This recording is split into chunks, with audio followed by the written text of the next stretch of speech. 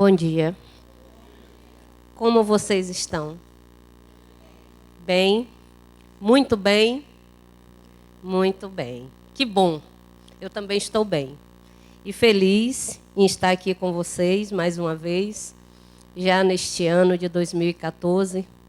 Ainda começando, né? Segundo mês de 2014, cheios de expectativas, cheios de metas, de objetivos, isso é muito bom.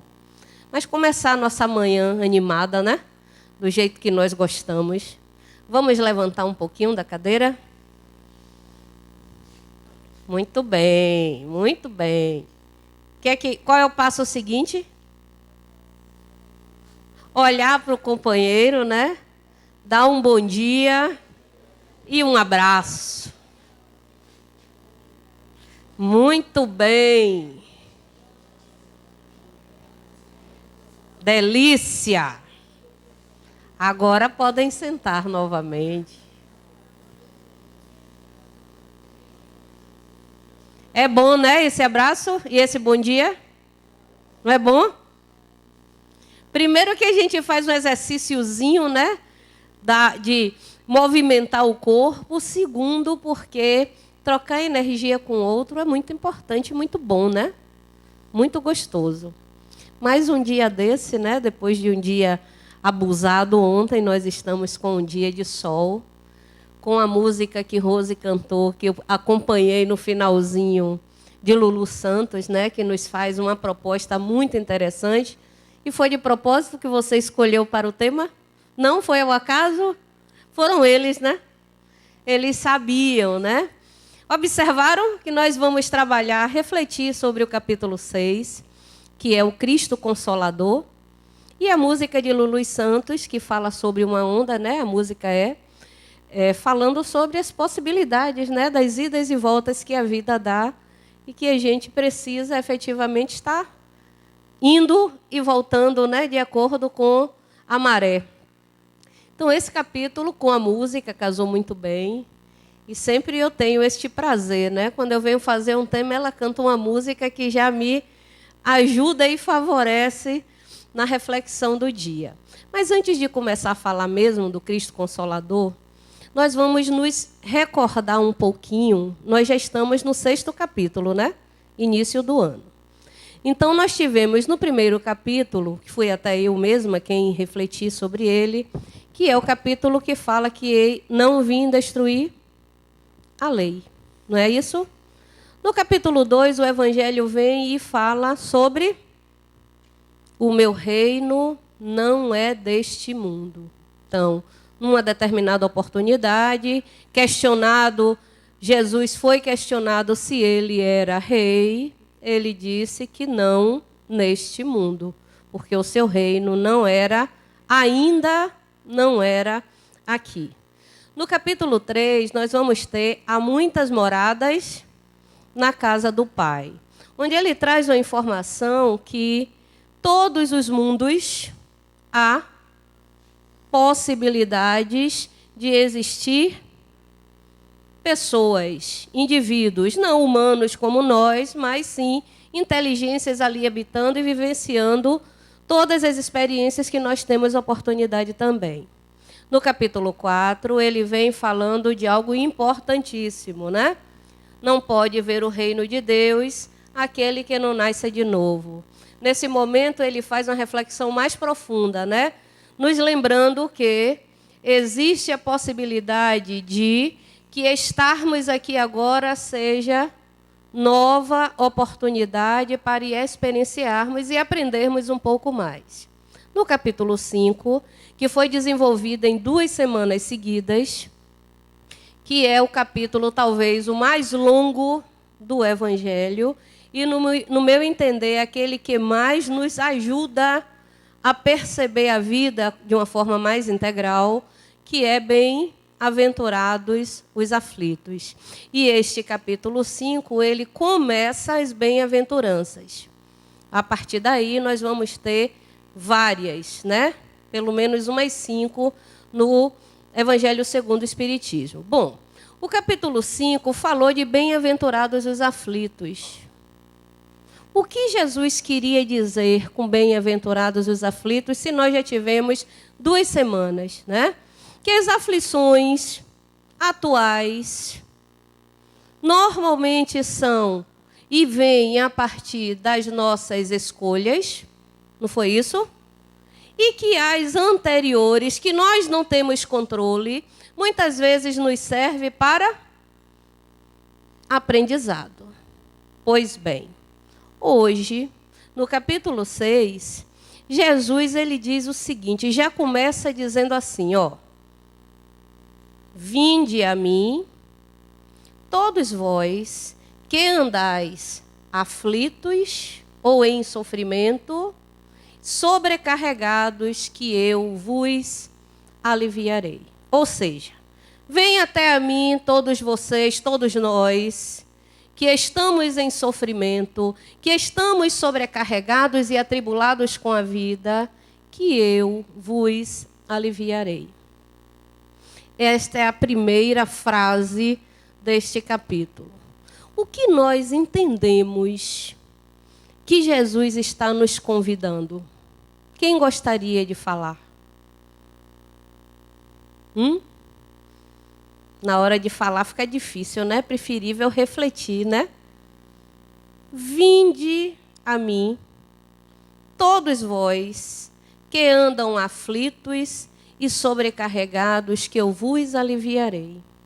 A primeira coisa que Jesus nos convidava é se entregar, né, ao seu amor, à sua misericórdia, ao seu acolhimento, para que as nossas dores pudessem ser minimizadas. E aí eu gosto de pensar, não sei se vocês pensam assim, moças. Gostaram, moças? Ganharam dias, meninas. Moças, meninas, vocês pensam como eu, porque quando eu vejo uma passagem do Evangelho, eu fico me perguntando quando e é para quem ele estava falando naquele momento. Porque, na verdade, quando nós lemos o Evangelho, parece que ele está falando diretamente ao nosso coração. Mas não foi, né? Em determinado momento, ele estava entre pessoas como eu estou aqui agora e disse estas palavras que Mateus transcreveu e hoje nós temos por através do Evangelho de Mateus. Aí vocês fiquem pensando comigo, para quem será que Jesus estava falando naquele momento? O que é que vocês acham? Para quem era? Para quem? Para todos nós. Mas naquele período em que ele estava pregando, quem estava com ele? Os apóstolos. Quem mais? Os excluídos, todos. Quem mais? Sim, os gentios. Quem mais? A alta sociedade romana, os soldados romanos, que também iam, né? Muito embora os judeus estivessem sob o domínio de Roma e eles tivessem uma religião específica e um culto específico, já existia entre eles pessoas que buscavam algo mais do que o que aquela religião que eles professavam poderiam trazer, porque eles buscavam algo mais em suas vidas, né? Algo que desse um sentido para eles. A vida precisa ter sentido. Então, eles buscavam sentidos. Então, existiam, sim, os apóstolos, que eram os discípulos, né?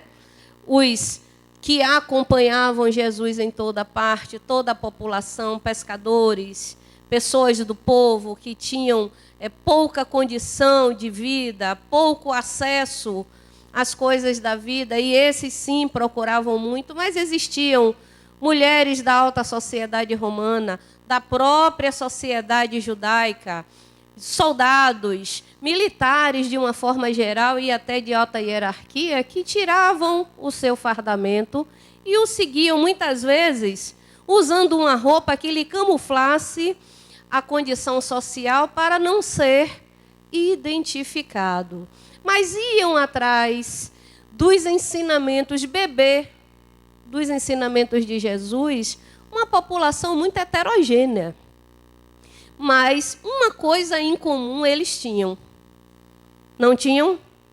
Uma inquietação ou um sofrimento que eles não conseguiam sair daquela condição de dor e que precisavam ouvir alguém ou algo que, estartasse. Olha, este sofrimento é o efeito. Procura a causa deste sofrimento e você encontrará alívio. Então, quando Jesus, eu acredito muito, que quando ele disse estas palavras,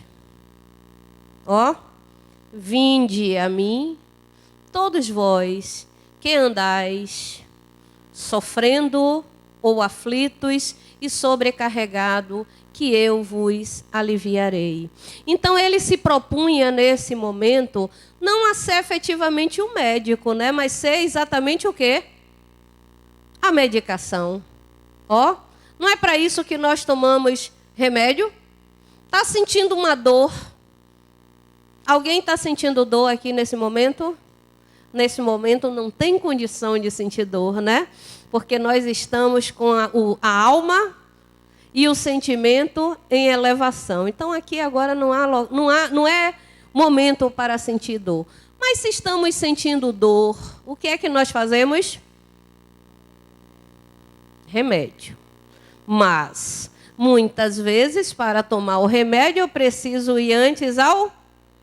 Portanto, Jesus, neste momento, ele era o médico das almas e, ao mesmo tempo, a medicação.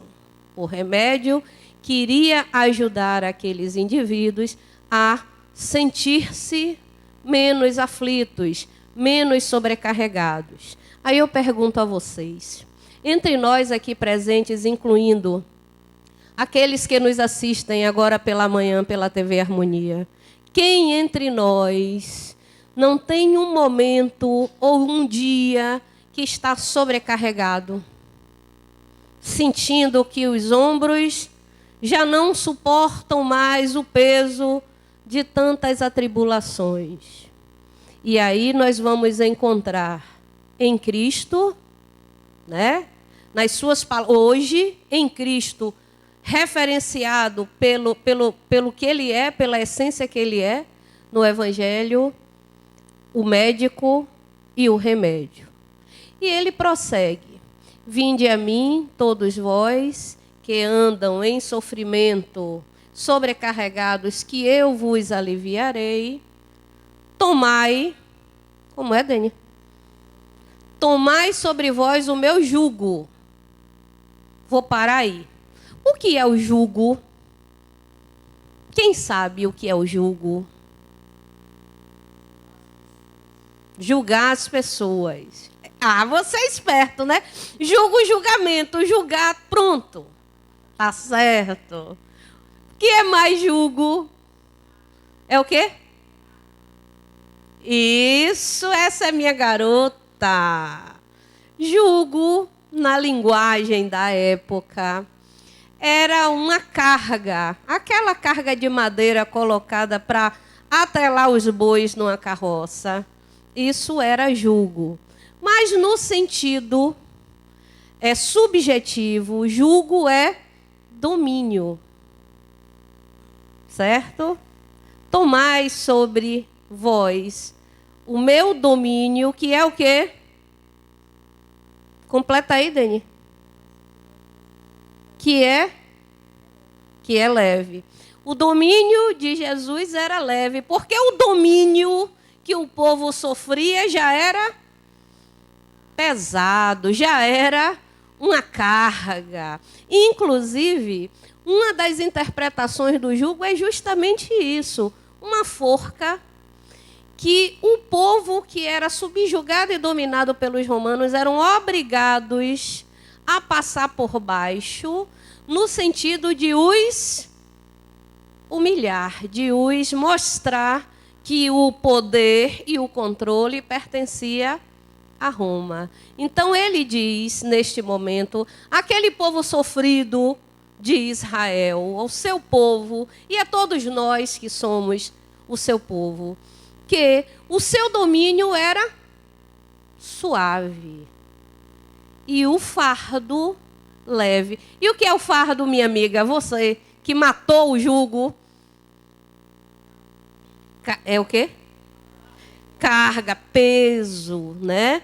Então, o que será que Jesus queria nos dizer? Porque Jesus não brincava em serviço, né? Ele, com uma palavra simples, com uma frase simples, ele trazia um profundo ensinamento.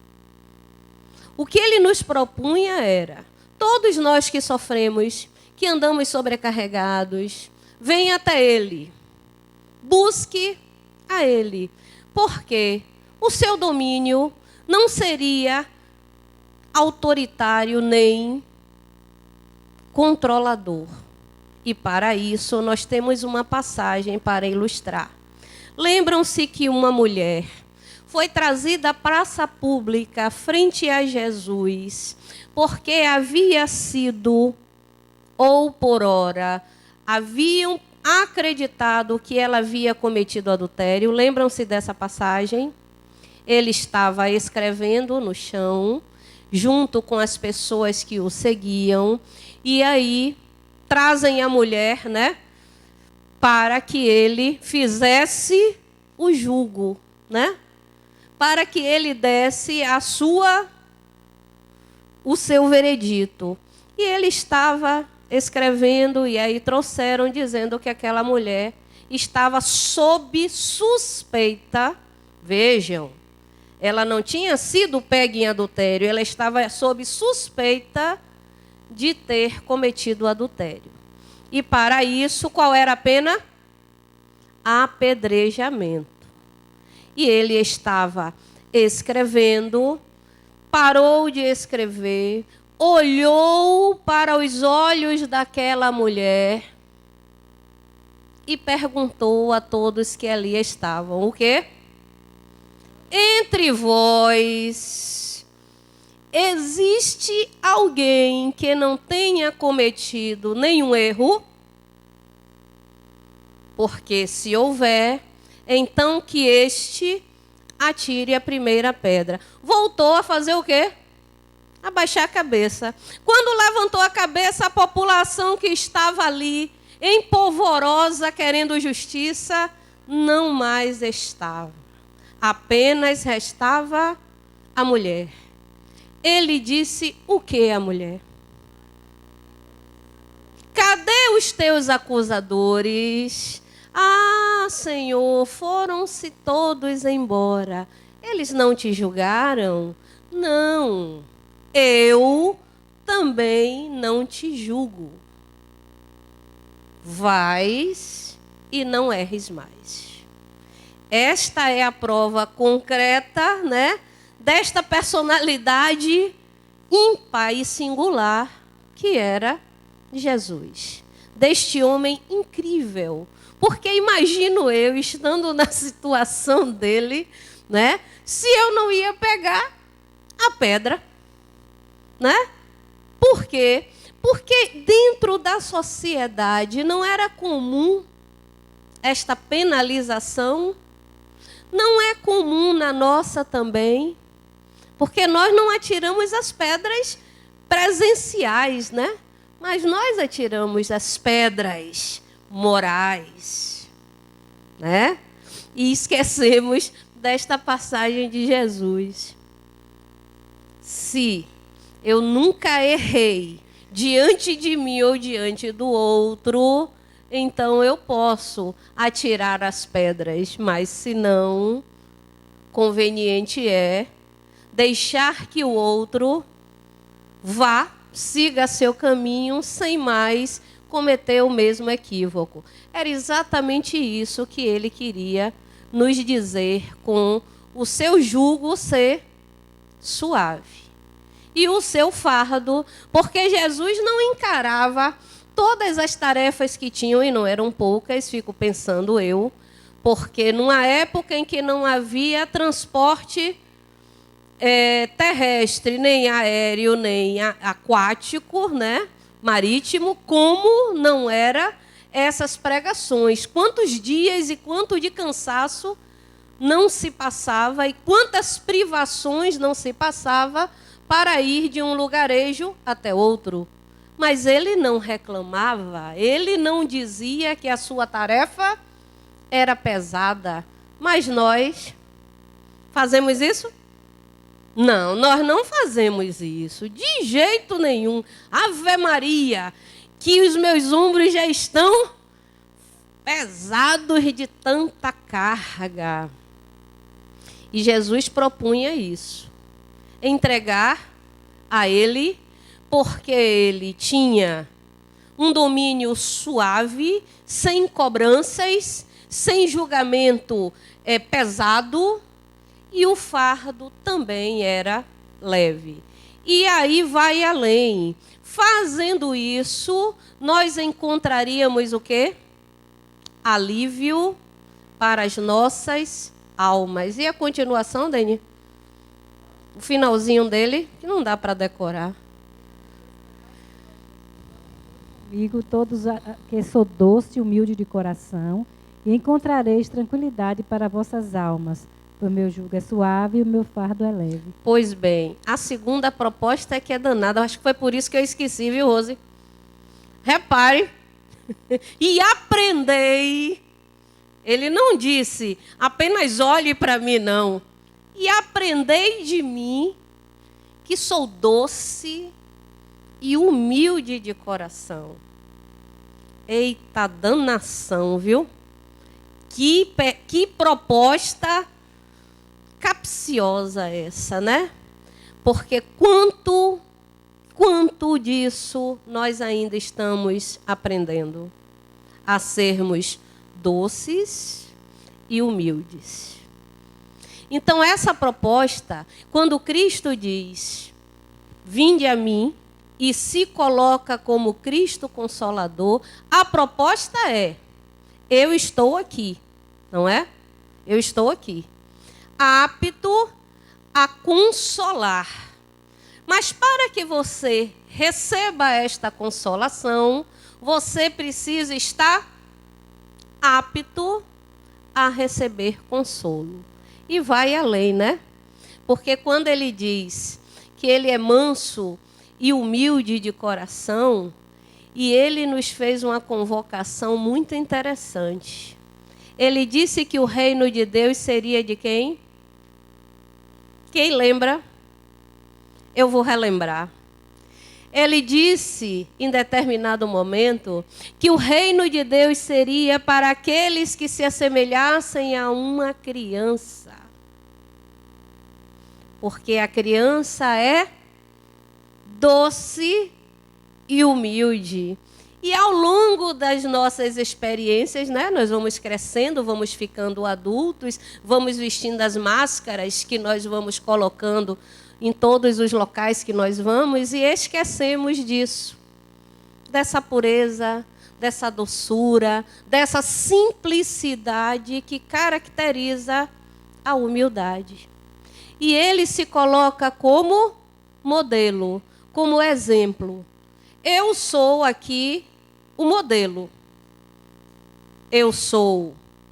O meu jugo é suave, o meu fardo é leve, eu sou doce, eu sou humilde de coração, e se você se assemelha a mim, você encontrará consolo e alívio para você. Mas o que eu preciso fazer para alcançar esta proposta? O que vocês acham? Aprender o quê? Aprender. Concordam com a companheira aqui do lado? Ao meu lado direito. Como é seu nome, amor?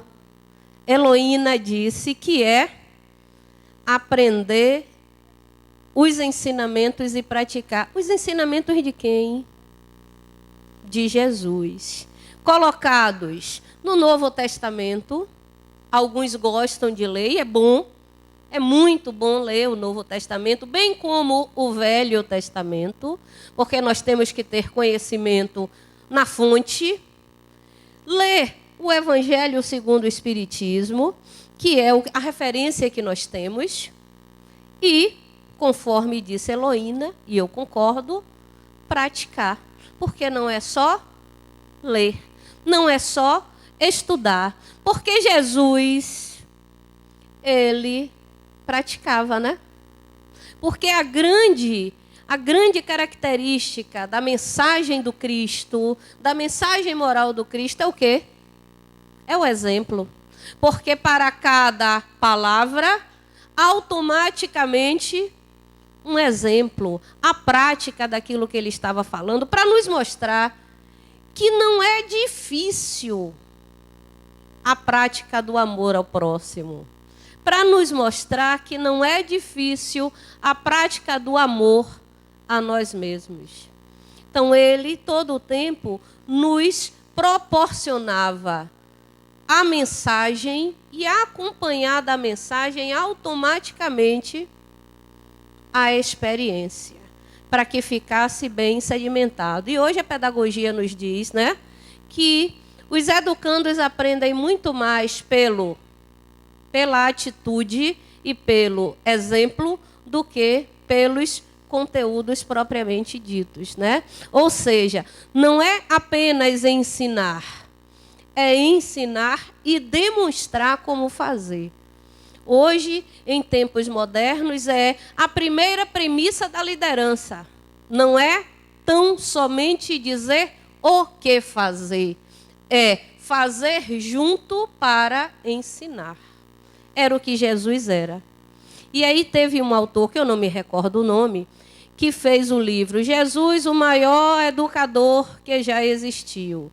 Jesus, o maior psicólogo.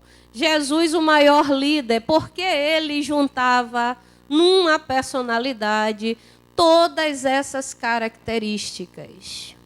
Educador, quando estava pronto a ensinar e demonstrar na prática como fazer.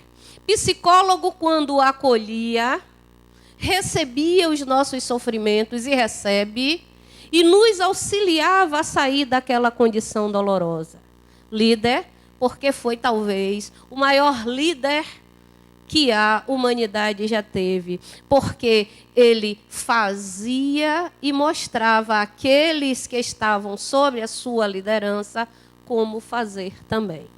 Então, Jesus, ele junta, né, todos os atributos que nós entendemos que um ser humano precisa ter em diversas searas da convivência humana, seja profissional, seja social, seja familiar. Então, sim, tinha propriedade para nos ensinar e nos prometeu algo. Aí errou, não foi? Porque ele fez uma promessa. Vocês lembram que ele fez uma promessa para a gente, para todos nós? Ele disse que ia, eu vou, mas não lhes deixo sós. Eu solicitarei ao meu Pai que mande um consolador, para que este consolador esteja entre vós, que não será um profeta, nem será um apóstolo, será o Espírito de verdade que estará entre vós. É a segunda parte deste capítulo, tão pequeno, mas tão profundo. Na verdade, eu acho que ele é tão pequeno assim para nos fazer refletir mais. E aí entra uma passagem do Evangelho que fala do Consolador prometido. Lembram-se quando foi que ele disse isso? Recordam-se? Lá vocês estavam? Não recordam-se? Era no momento em que ele estava sendo preso. Ele não fez aquele último encontro, primeiro uma ceia, né, entre todos eles, e depois estavam todos juntos no Monte das Oliveiras, quando ele foi aprisionado.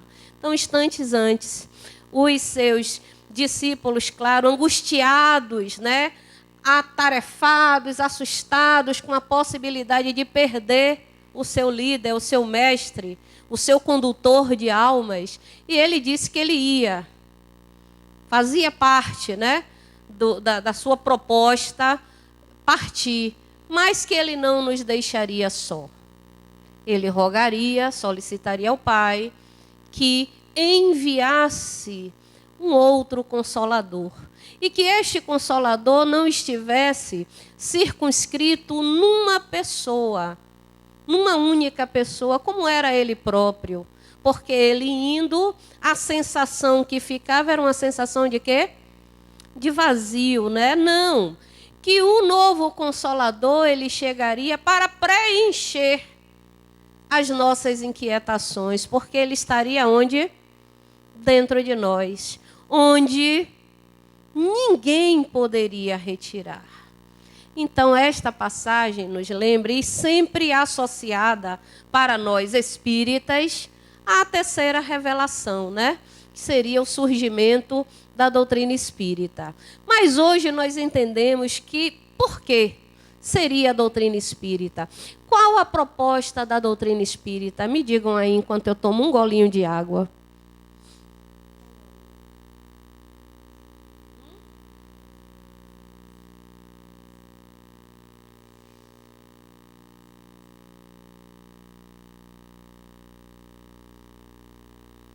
Qual é a proposta da doutrina espírita? Vocês que aqui estão.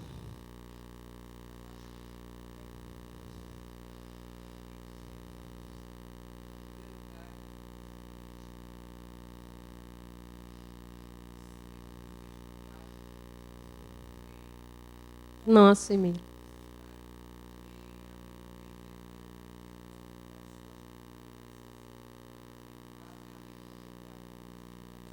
A sua possibilidade.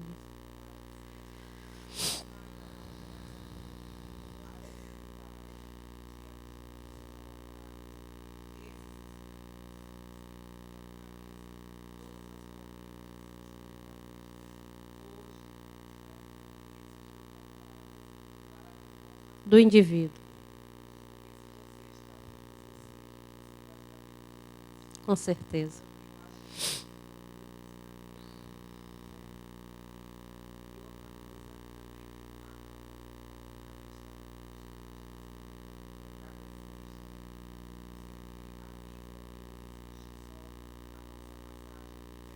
Isso. Isso. Isso. Muito bem. Muito bom. Na verdade, nós poderíamos passar toda a manhã dizendo qual era a proposta da doutrina espírita, mas ela é única e curtinha. A proposta da doutrina espírita é que o indivíduo se perceba espírito. E a partir disso, todas as respostas virão. Porque ele, sabendo que ele é espírito, né? Ele sabe que ele não viveu só este momento que ele já viveu antes, que ele teve muitas possibilidades antes, que ele acertou muito nas suas escolhas, mas também errou bastante.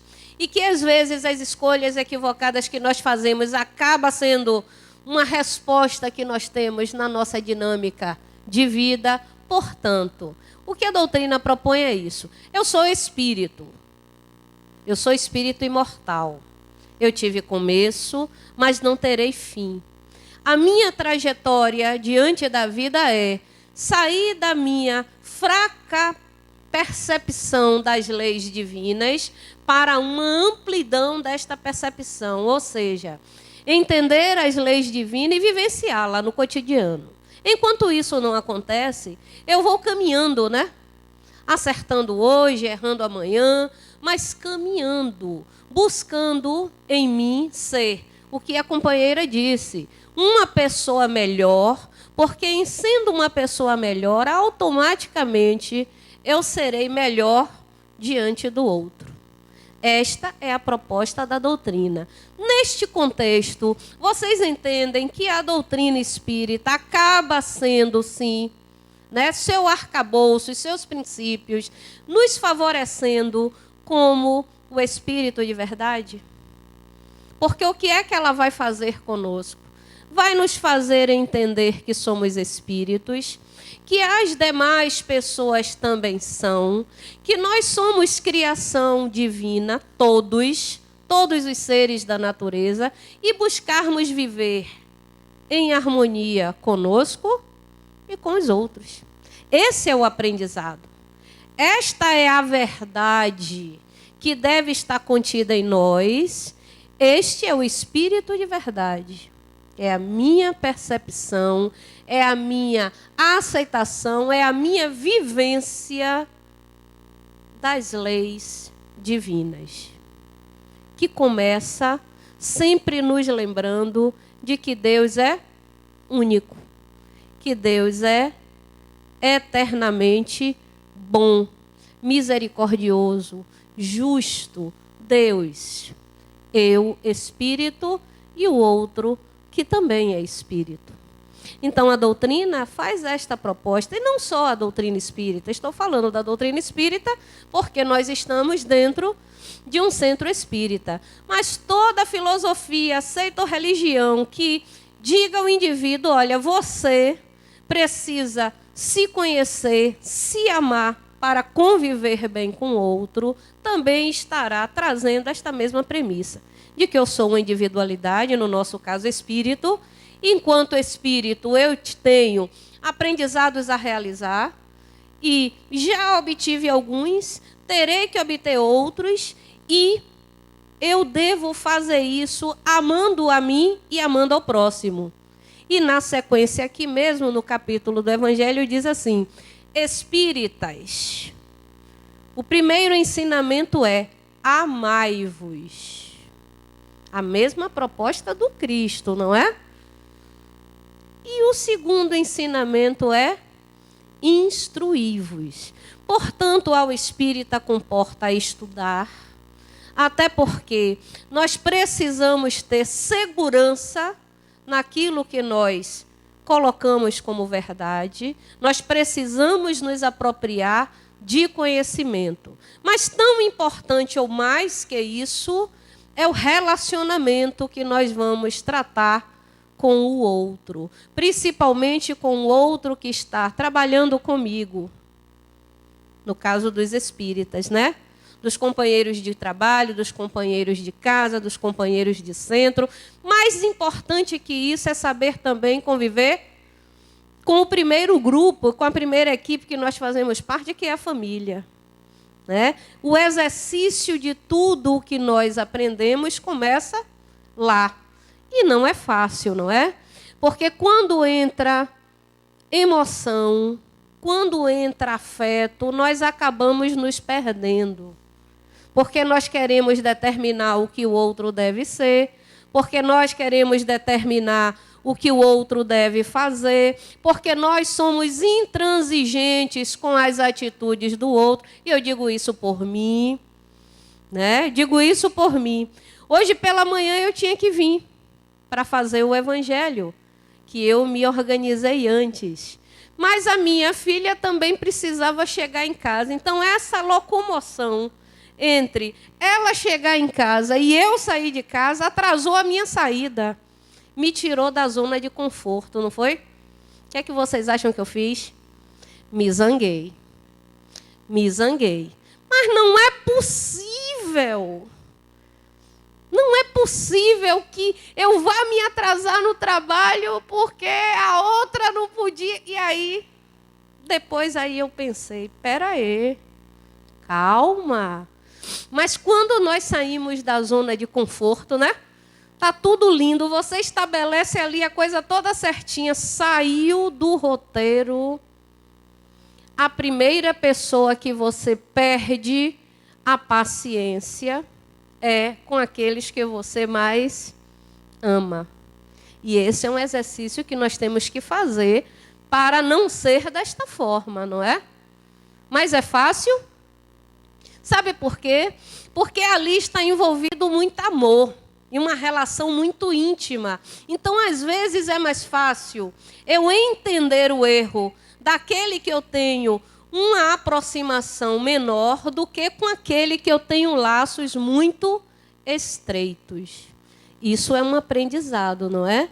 Que nós vamos fazendo dia a dia, já que nós estamos numa doutrina que nos diz que, em primeiro lugar, o amai-vos.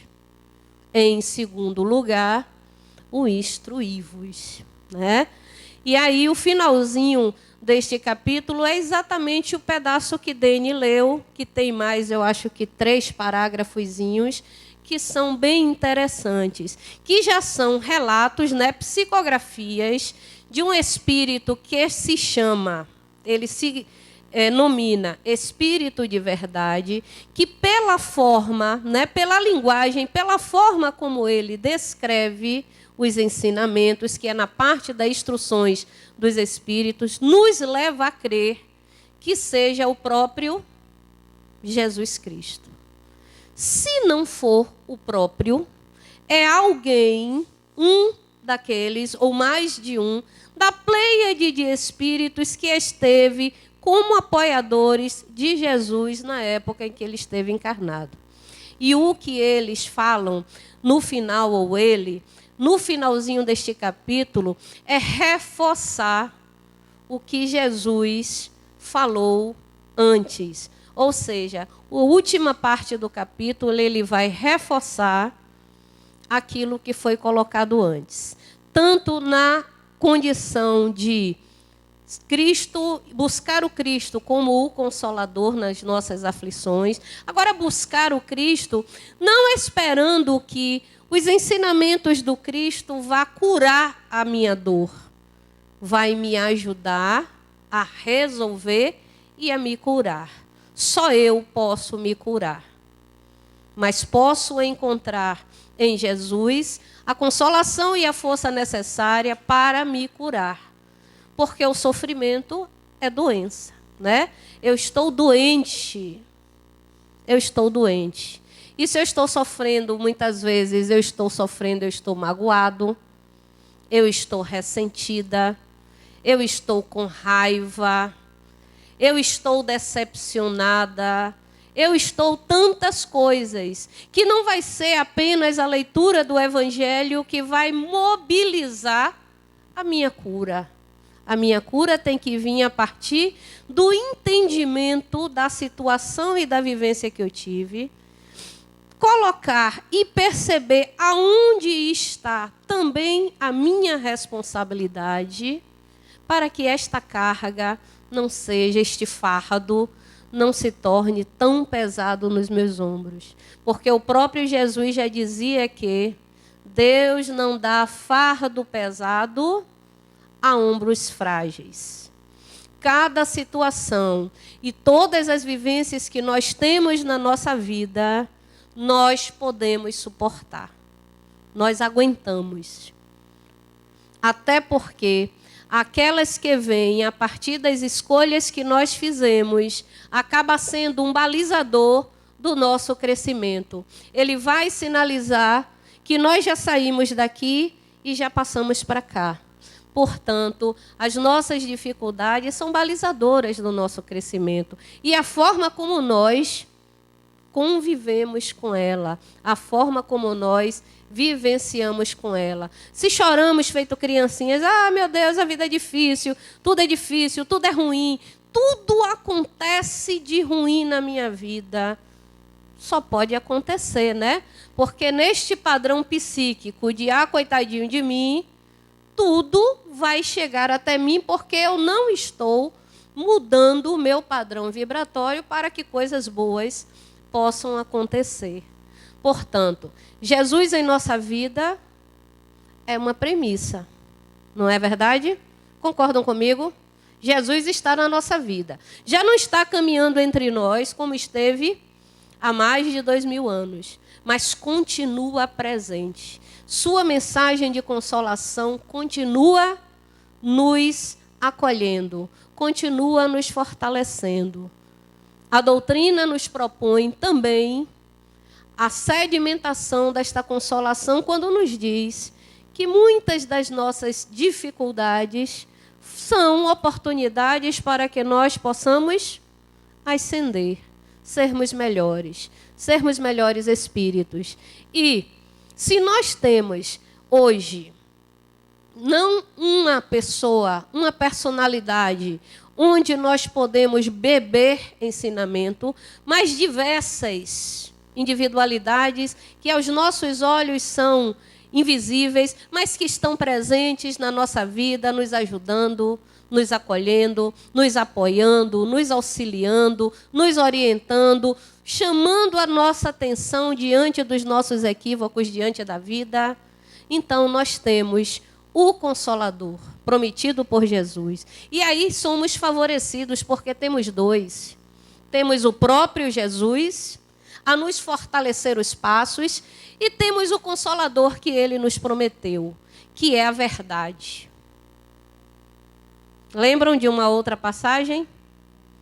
Procure a verdade e a verdade vos libertará. Muita paz para todos, um ótimo final de semana. Eu estava esperando.